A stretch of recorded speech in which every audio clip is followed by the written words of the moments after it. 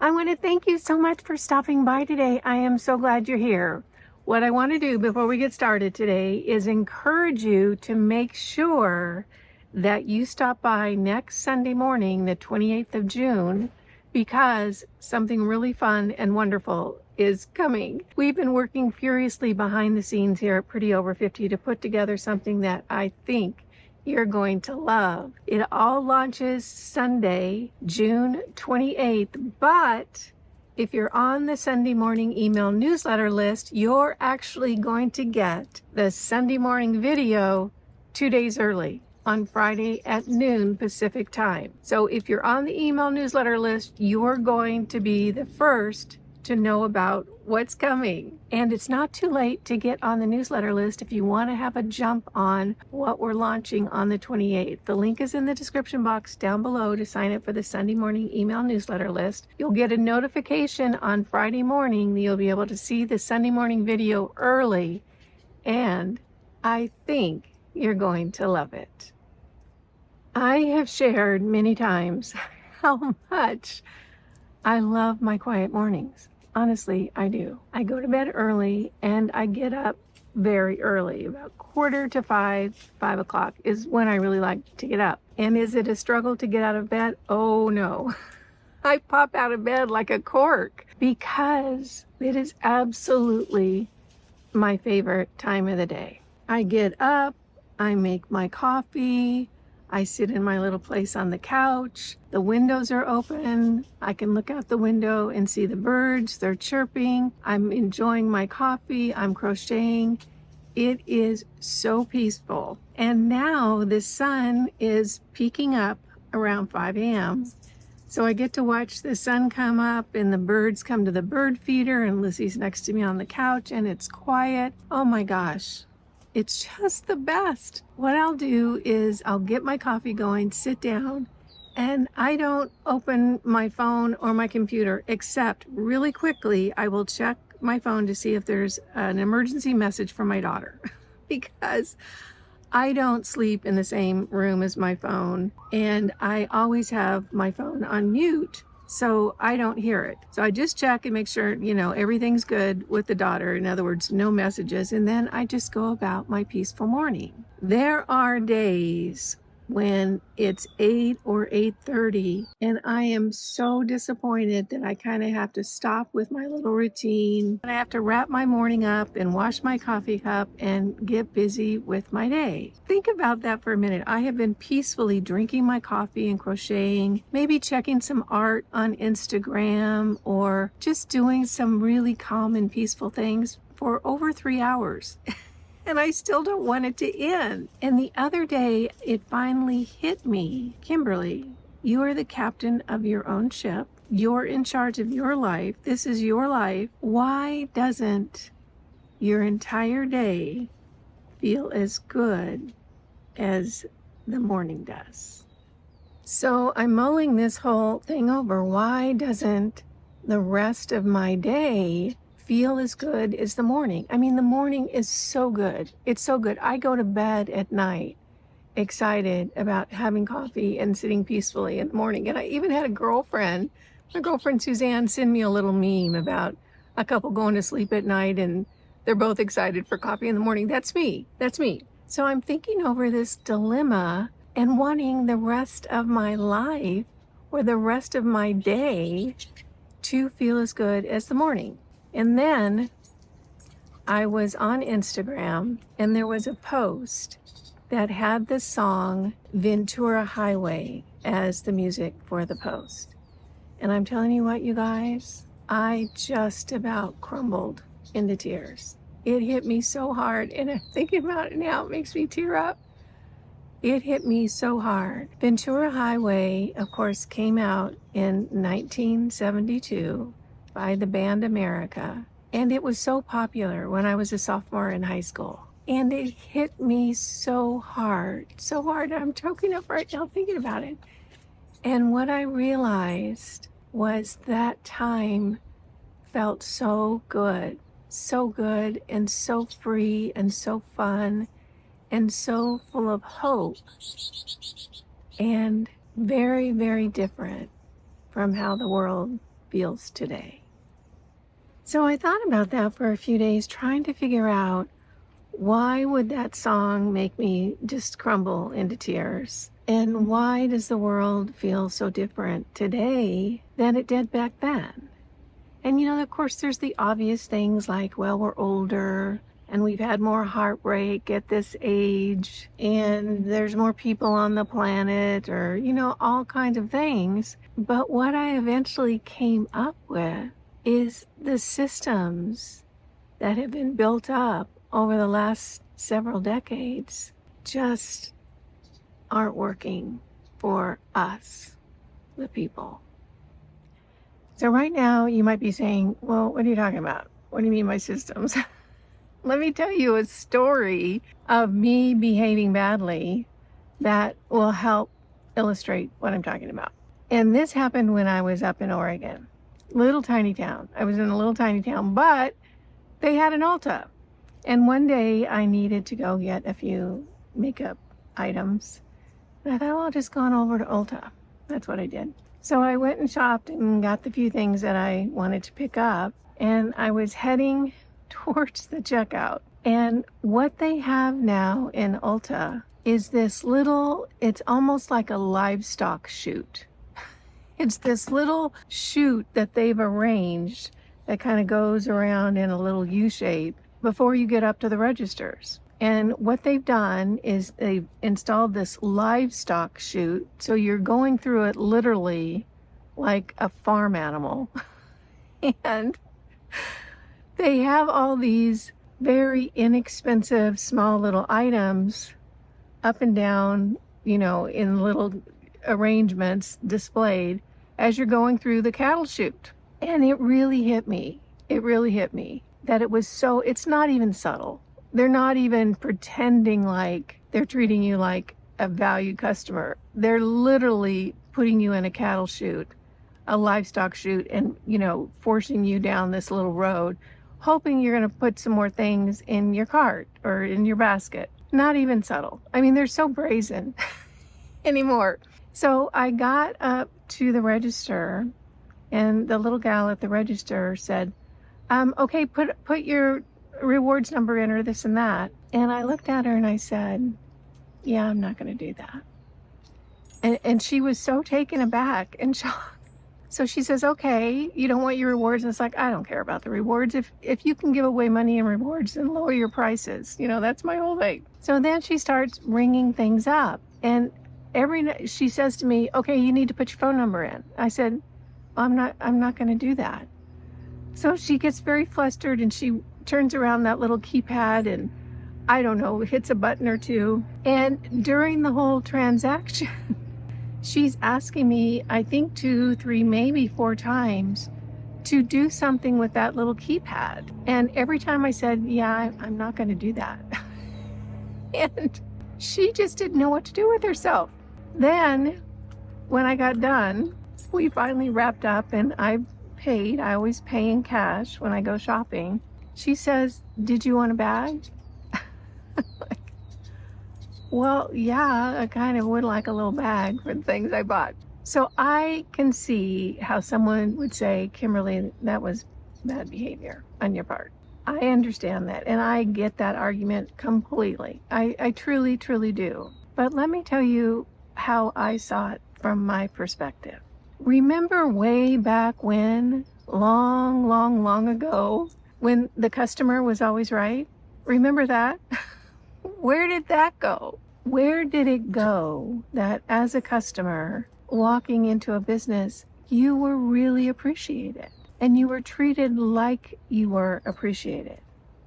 That's long gone. And what happened at Ulta is they expected me to participate in what I call the trained monkey syndrome. In other words, they have trained their customers that we're going to type all this stuff into the keypad, that we're going to march to the little drummer. None of it is necessary. They're all just capturing information or making the whole situation very uncomfortable. So they have expected us to not only go through the livestock chute and not be offended, But then we get up to the keypad and we're supposed to, you know, perform like a trained monkey. And then the little gal that was doing the whole thing asks you if you want a bag to put your purchases in. I don't like that at all. And the bottom line is that experience didn't feel good. None of it felt good. I didn't like being forced down a little livestock chute. The lack of subtlety in all the little inexpensive items they had, it just doesn't feel good. And then you get up to the counter and instead of someone saying, "Oh, we're so glad you came in today. Did you find everything? Oh, let me ring that up for you. Here, let me..."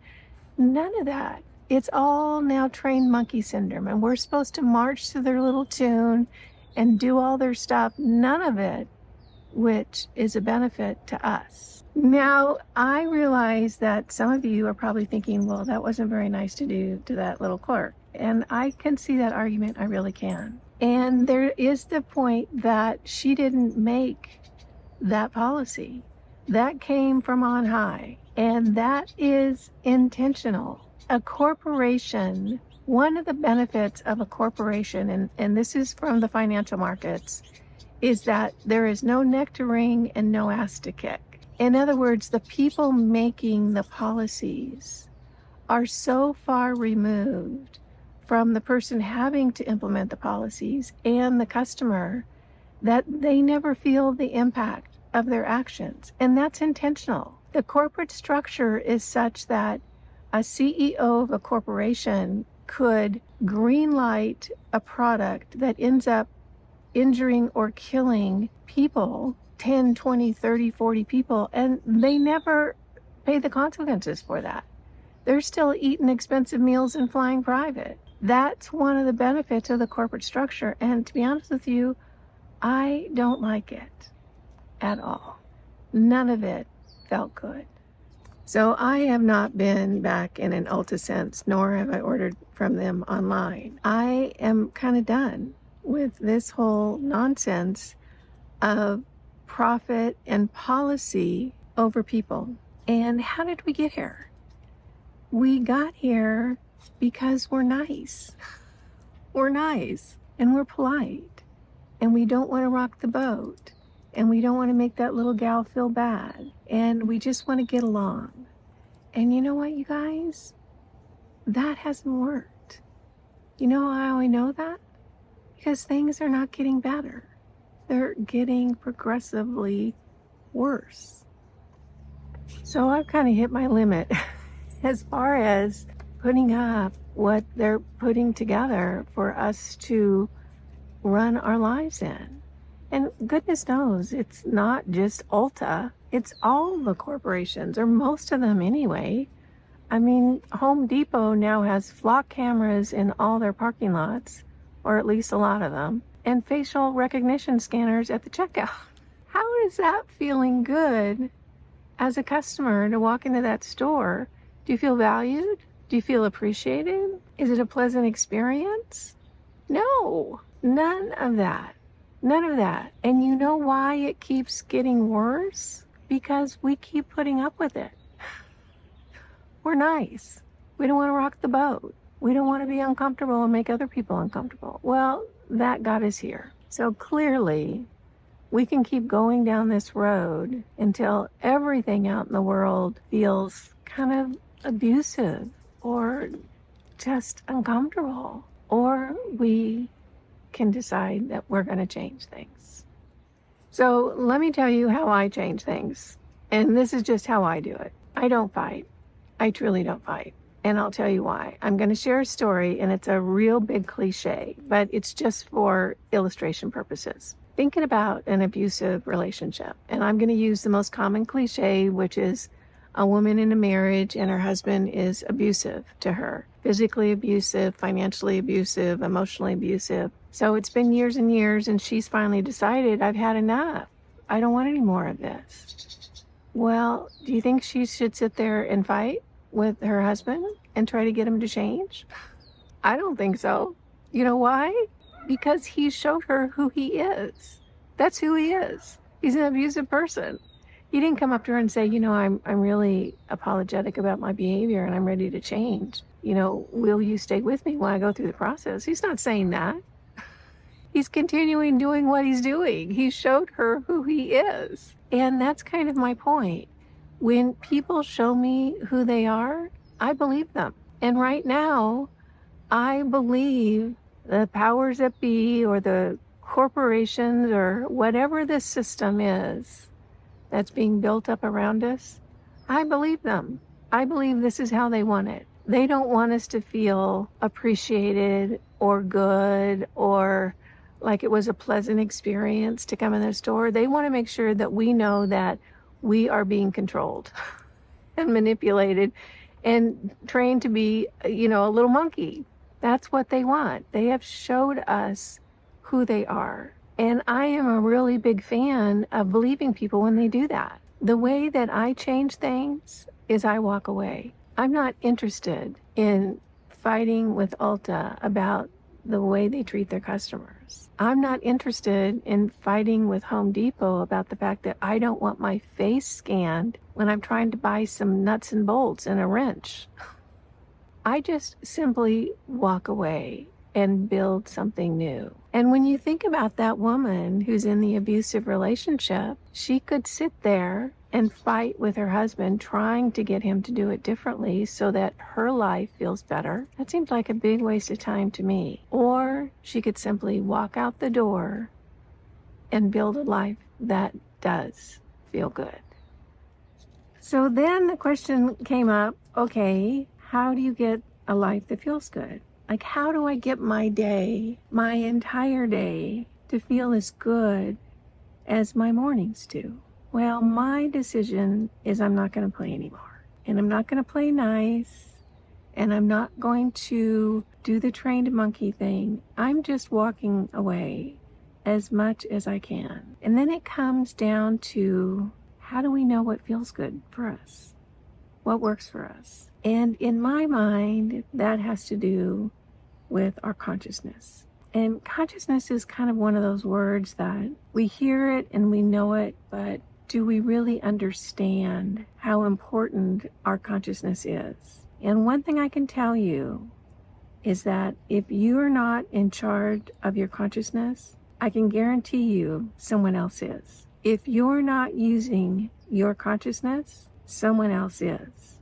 And let me explain that to you. I was conscious as I was walking through that livestock gate in Ulta, what they were doing. It was a manipulation, and it was a setup to not only get me to perform in a certain way, but hopefully get me to spend more money on things that I didn't need. So I was conscious of what was going on. Now, if I wasn't paying attention, I could easily be sucked in and distracted and throw some things in my basket that I didn't really need and not really observe that whole thing was not a good situation. The thing that I always like to keep in mind is my consciousness is like a flashlight. Think of it like your flashlight. So what are you focused on? So that flashlight that you got, that will show you what you're focused on. And as long as I am really clear about what my flashlight is focused on, I'm going to end up being clear on what works and what doesn't work. So I'm clear on what works and what doesn't work for me most of the time. Here's the thing about that situation in Ulta that I want to really point out. It was very apparent to me because I've started noticing and looking for those kind of things. But there was a time when I didn't notice, but it still didn't feel good. And if you have an entire day where you're out in the world dealing with corporations who are treating you like a profit center instead of a valued customer, and I'm not just talking about stores, I'm talking about utilities or other companies that manage the things that we need in our lives. If they're not treating us with respect and with dignity and valuing us as customers, it can just not feel good. And all those little instances all day long of going through things that don't feel good, that ends up being a day that doesn't feel good. And at the end of the day, you're wondering, gosh, it started out so nice. Why do I just feel irritated or down or low energy or kind of funky now? Well, you've just gone through a whole day where you put up with a lot of bad behavior from corporations who are not being a respectful part of your community. And that's why I think it's so important about what we do with our flashlight, what we do with our consciousness, that we're really, really aware of what we're willing to do and what we're not willing to do. And for me, I'm not willing to do most of the things that don't feel good. So in my whole thinking about this topic, and it starts with the Ulta thing, and it went through the song Ventura Highway about why does life not feel that fun anymore, all the way thinking about the corporate structures and how they have really forgotten that the customer's always right. And we really do like a lovely shopping experience, or maybe a utility company. We really do like speaking with a human and being able to talk with someone about what our needs are. All those things just started piling on. And I thought, how do we connect more clearly and be really, really certain about what we're willing to do? Because all this being nice stuff hasn't worked. It hasn't gotten better. It's getting consistently worse. And in my mind, if we keep putting up with it, we're going to keep getting more of it. And I'm ready to say enough. I'm ready to stop doing the trained monkey thing.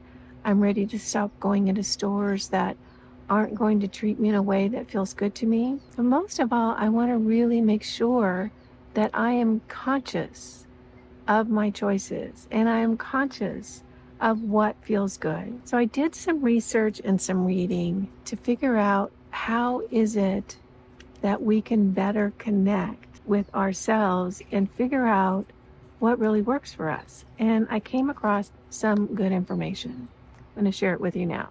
And I hope that you'll think about it. And I hope that you'll decide, are you willing to go through the livestock gate at Ulta and then do the whole trained monkey thing? Are you willing to do a lot of the things that are expected of us now that really don't feel good for us? That really is kind of taking advantage of our good nature. So the things that I found that really, really help us become more clear about what works for us is there's 4 steps. The first one is breathe.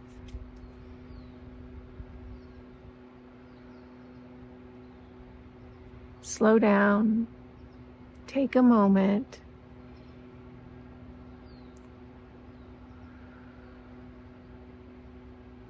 and if you're breathing with me right now, I'll bet you'll feel a difference in your nervous system. It's calming, it's soothing, it's nurturing, and it just kind of slows things down. So breathe is number 1.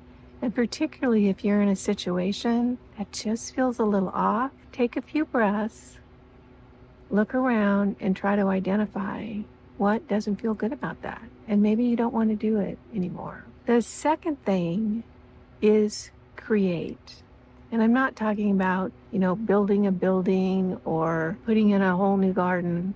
I'm talking about maybe 5, 7, 10 minutes, perhaps early in the morning, where you're doing something with your hands. There is a neural rewiring that happens in your brain for the good when you actually engage your hands. The most effective is putting pen to paper. And it doesn't have to be drawing. It could be scribbling or doodling or drawing or coloring something with your hands. Does it need to be pen to paper? No, that's the most effective way because of the impact that it has on your brain and the rewiring that it does and the feel-good chemicals that pen and paper, scribbling, doodling, drawing, journaling creates. But it doesn't have to do that. It can be crocheting. It can be playing the piano. It could be knitting or embroidery, something that engages your brain in a creative fashion where you're just expressing, you're just creating, just a little thing. a few minutes every morning. And what that does is that brings in those soothing chemicals. And you will find if you start with a breath or two and you put pen to paper or pencil to paper and you just start scribbling or doodling, you're going to feel within your body a real release of tension and a real soothing that comes over you. So that's the second step. So far we have breathe and then create. The next is reflect. And that's the whole power of journaling, the reflection. And when you write things out, you come across insights or an awareness that you didn't really recognize before you wrote it out. That's why handwriting is so healing, because it connects you with the emotions inside of you. It creates those feel-good chemicals. It helps to rewire your brain in a more soothing way. And you can reflect back on what happened and maybe change your perspective or change the way you handle it next time. Or maybe you don't do it next time because now you've seen that's something that you just simply don't want to do. And then the last thing is to connect. And we all need more connections in our life. Call a girlfriend, talk with a neighbor, go for a walk and say hello to the people that you pass. Send a letter, make a lunch date, give someone a tiny little thoughtful gift, something to connect your heart to their heart. It not only feels good for them to see you, talk with you, touch base with you, but it feels good for you too. So let's look at the 4 processes that will help us focus our consciousness or our flashlight. Because if you're not using your flashlight, someone else is. Like the CEO at Ulta, he doesn't want you paying attention to his livestock shoot and his trained monkey policy when you get to the checkouts. He wants to take over your consciousness so you will do what he wants you to do. Is it good for you?